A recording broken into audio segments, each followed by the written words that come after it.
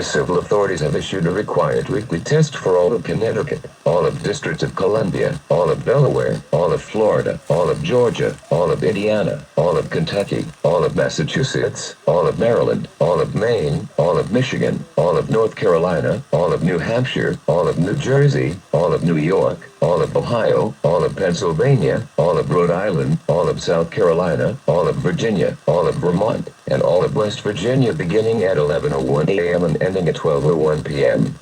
Test message EAPAWS open cap EAS feed configuration test message.